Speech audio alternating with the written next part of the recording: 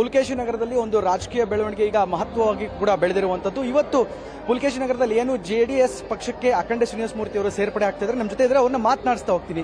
Sir, ಇವತ್ತು ಪ್ರಮುಖವಾಗಿ JDSಗೆ ಸೇರ್ಪಡೆ ಆಗ್ತೀರಾ, ಏನ್ ಸರ್ ಹೊಸ ಲೆಕ್ಕಾಚಾರ?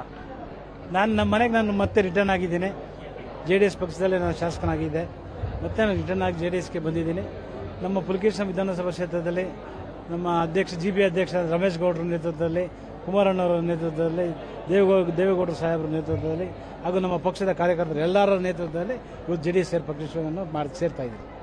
ಸರ್, ಇದು ಅನಿವಾರ್ಯ ಇತ್ತ ಅನ್ನುವಂಥ ಪ್ರಶ್ನೆ ಸಹಜವಾಗಿ ಬರುತ್ತೆ. ಅನಿವಾರ್ಯವಾಗಿ ಮಾಡಲೇಬೇಕು.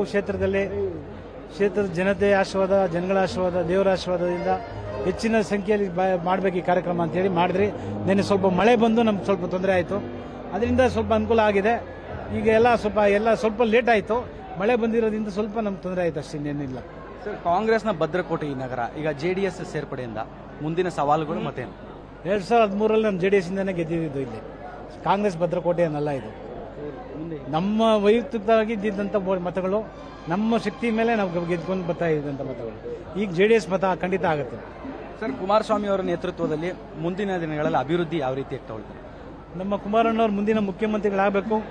ಒಳ್ಳೆ ರಾಜ್ಯಕ್ಕೆ ಒಳ್ಳೆ ಅಭಿವೃದ್ಧಿ ಮಾಡೋಂಥ ವ್ಯಕ್ತಿ. ರಾಜ್ಯದ ಜನತೆ ಹಾಗೂ ದೇಶದ ಜನತೆ ಅವರು ಮುಖ್ಯಮಂತ್ರಿ ಆಗಲಿ ಅಂತ ಆಶೀರ್ವಾದ ಮಾಡ್ತಾರೆ. ಕೊನೆಯದಾಗಿ ಈ ಕ್ಷೇತ್ರದ ಜನತೆಗೆ ಏನು ಹೇಳ್ತೀರಾ? ನಮ್ಮ ಪುಲಕೇಶಿನ ವಿಧಾನಸಭಾ ಕ್ಷೇತ್ರದ ಜನತೆಗೆ ನಾನು ಎಲ್ಲರಿಗೂ ಮನವಿ ಮಾಡ್ತೀನಿ, ನಮ್ಮ JDS ಪಕ್ಷಕ್ಕೆ ತಾವೆಲ್ಲ ಸಹಕರಿಸಬೇಕು. ನಿಂತು ಮತಗಳು ಹಾಕಿ ಮುಂದಿನ MLA JDS MLA ಆಗಬೇಕು ಅಂತ ಈ ಕ್ಷೇತ್ರದಿಂದ ಅಭ್ಯರ್ಥಿಯಾಗಿ ಬಂದು ಮಾಡೋಂಥ ವ್ಯವಸ್ಥೆ ಮಾಡಬೇಕು. ಇದಿಷ್ಟು ಅಖಂಡ ಶ್ರೀನಿವಾಸ ಮೂರ್ತಿ ಆಗಿರೋ ಮಾತಾಗಿರುವಂಥದ್ದು. ಕ್ಯಾಮರಾ ಪರ್ಸನ್ ವೆಂಕಟೇಶ್ ಜೊತೆ ರೋಹನ್ ಹಿರೇಮಠ್, ಫ್ರೆಂಡ್ ಟಿವಿ, ಬೆಂಗಳೂರು.